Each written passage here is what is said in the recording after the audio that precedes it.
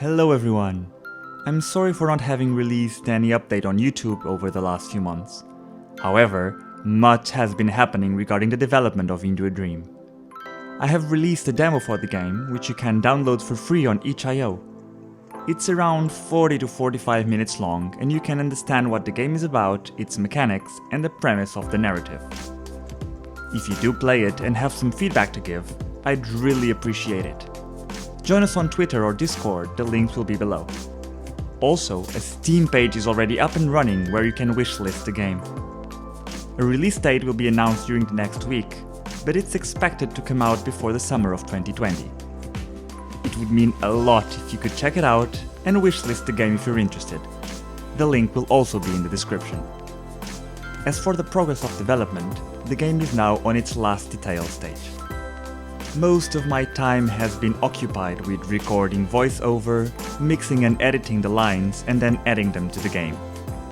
Here are a few snippets of the voice acting in Into a Dream. Oh, she's so still. I almost missed her.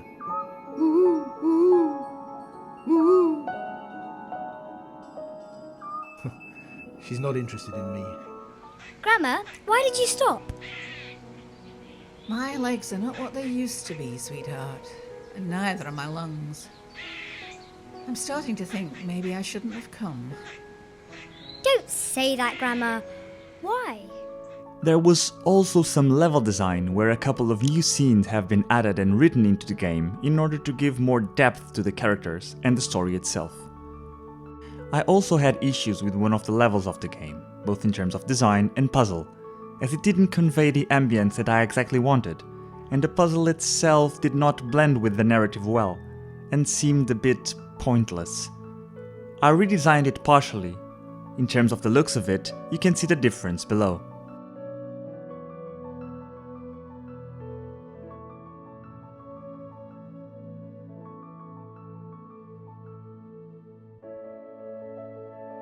The overall feel and mechanics of the game have remained unaltered for quite some time now, but some very small changes have been made in order to make for a better experience for the user.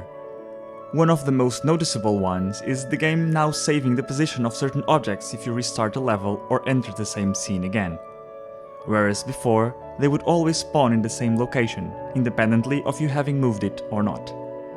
The other most important one is now the fact that the player does not need to jump if wanting to go to an upwards divergent path, like, for instance, going upstairs. Previously you needed to jump in order to access this upper path, where now, if you press up while moving the character and passing through the stairs, it will immediately make the player go to the upwards path. I have also been doing a lot of optimization. When I first started designing the levels, I was totally non-conscious of the impact of many things, but mainly particle systems in the game's performance, and use it at will, without any optimization.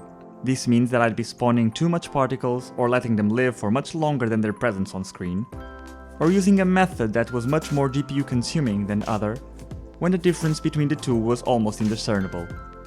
I've been clearing that up for quite some time now. I started also to allow for the game to use a controller, which should be complete during the next couple of days. For now, that is all. Please go and check out our demo at itch.io and our Steam page. The links will be below. Next week a new trailer and announcement date should come out, so pay attention. As usual, thank you so much for watching. If you like the project and want to support it, press that like button, subscribe, share, you know it. Have a wonderful week and see you next time. Ciao!